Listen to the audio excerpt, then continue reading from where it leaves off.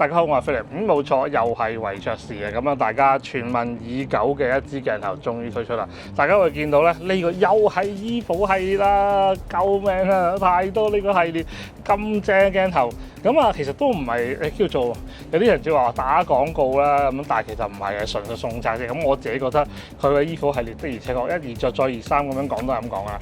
喺個平衡即係價錢嘅平衡啦、size 嘅質素啦，做咗好好嘅平衡，我覺得都即係一個幾好嘅系列嚟嘅。咁所以佢咧有出新鏡頭，又可以同大家講下啦。咁今次呢支咧就係26 2.8啊，咁啊一支 EVO 系列嘅叫做餅鏡啦。咁同大家去睇下呢支鏡先。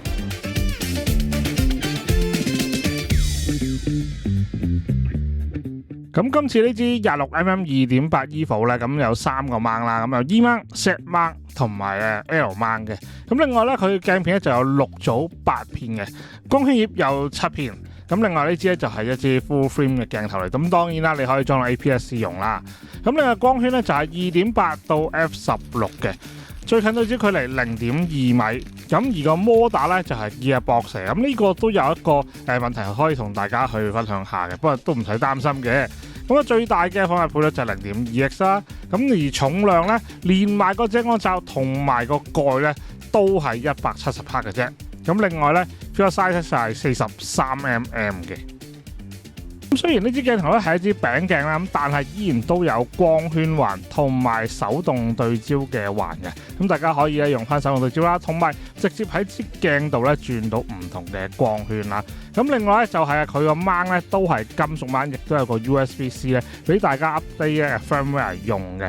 咁其實咧呢支鏡頭咧頭先同大家提過啦，咁就係佢個對焦咧用 Gearbox， 咁但係咧即係咁正常影相咧都冇乜大問題嘅。咁但係如果你好怕呼吸效應啦，亦都係做 video 用啦，或者有啲好快嘅對焦咧，呢支鏡未必係俾到你嘅認真嘅。咁但係如果你要支輕便嘅鏡頭，亦都係咧同原廠咧接近嘅話咧，咁其實呢支係其中一個選擇嚟嘅。咁另外就係咧好欣賞佢咧佢個遮光罩啦，同埋咧佢嗰個鏡頭嘅吸蓋咧都係有磁吸㗎。咁呢個亦都係咧，即係我覺得咧，即係都係做得幾好嘅嘢。咁但係啦，當然磁吸有啲人中意，有啲人唔中意啦。即係我自己覺得都係一個嘅好處嚟嘅。例如佢個遮光罩啦，就可以磁吸吸上去，然後擰緊嗰個拍位。咁如果咧個鏡蓋都係，咁你唔用嘅時候咧，直接磁吸吸上去就可以啦。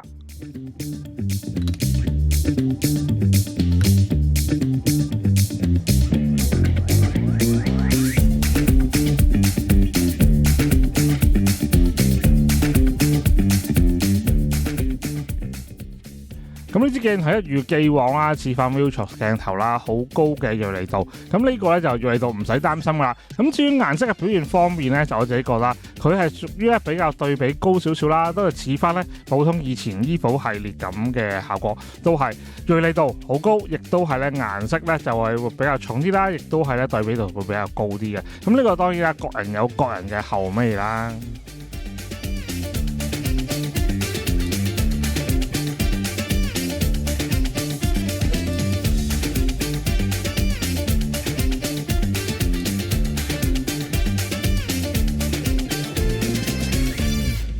雖然今次咧我就係用咗部 ZF 去試啦，咁2400萬像唔係好高像素，咁但係咧都可以俾大家參考下，放大之後咧嗰個嘅銳利度嘅俾大家參考下啦。即係我自己覺得啦，對於餅鏡嚟講，對於 Viltrox 嚟講咧，呢個絕對交到功課噶啦。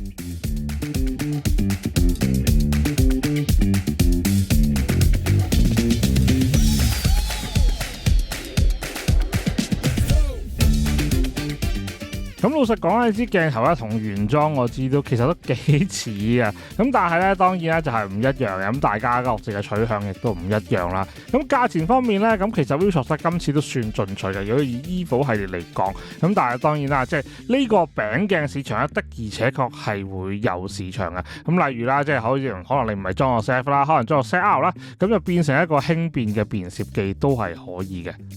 咁例如你用 Sony 機咧，用 A7C2 啦，咁亦都可以變成一個輕便嘅便攝機啦。咁其實咧呢個都係咧我自己覺得啊，個人意見覺得咧即係咁樣去配咧都係算係輕便嘅。唔知大家覺得係點樣咧？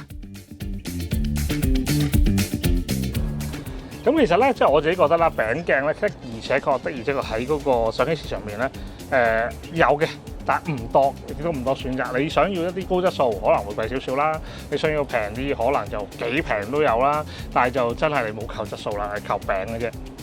甚至乎有啲淘寶嘅，可能你幾十蚊有一支鏡頭都有嘅。咁但係就話究竟我哋去攝影嘅時候，究竟我哋追求啲乜嘢啦？即係我有影像就得㗎啦，或者我真係話純玩 mood 嘅，其實你買啲幾廿蚊嘅鏡頭冇問題嘅。咁但係你話如果你想要一支有質素、有功能足夠多，好似呢支咁。即係無論對焦環啦、光圈環啦，依然都正對焦啦，咁依然都冇少俾你嘅時候，咁相對上佢可能會售價上去唔會好似平時幾廿蚊、幾百蚊一支鏡頭咁。但係我自己覺得啊，即係如果你有咁嘅需求嘅話，呢個都係其中一個考慮嚟嘅。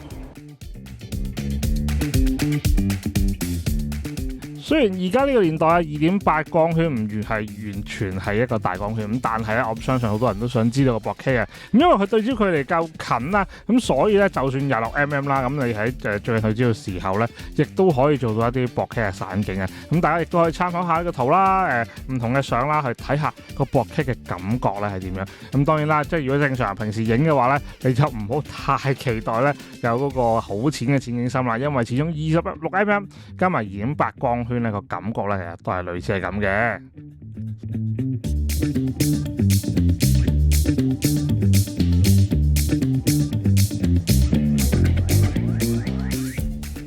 咁我相信咧，其實好多人都會喺原廠同埋呢支鏡頭啦，即係如果Nikon嚟計啊，都會作為一個咧參考嘅選擇啦。咁啊，當然原廠嗰支咧，我自己都擁有嘅，亦都係好高質素啦，亦都係好方便啦。咁呢一支亦都係咧，算係平少少，有多個選擇俾大家。咁但係即係好老實嘅，兩個完全係唔一樣嘅嘢嚟㗎。咁所以如果你budget多嘅，咁原廠咯。咁但係如果你話budget少嘅，咁你又唔介意副廠嘅，咁Viltrox都係 OK 嘅。咁但係如果你話硬要揾一個缺點出嚟嘅話咧，我自己覺得咧，即係喺個背光情況之下咧，間中會有啲降低對比度啦，有啲霍啦。咁我自己覺得呢樣嘢咧，咁就係好多即係叫做唔同嘅鏡頭都會有嘅一啲質感嚟嘅。咁啊，有啲人就唔中意啦，有啲人覺得係啲鏡頭嘅味道啦。咁個人有個人唔同嘅一啲嘅睇法嘅。咁啊，唔知大家點睇啦？咁希望咧一啲嘅樣張咧，係俾大家睇到呢支鏡頭出嚟嘅感覺。咁希望咧今日嘅條片可以幫到大家啦。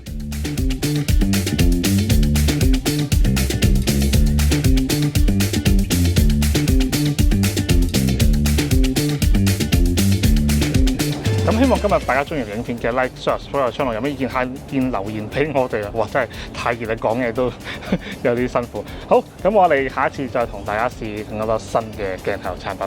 我哋下次再見，拜拜。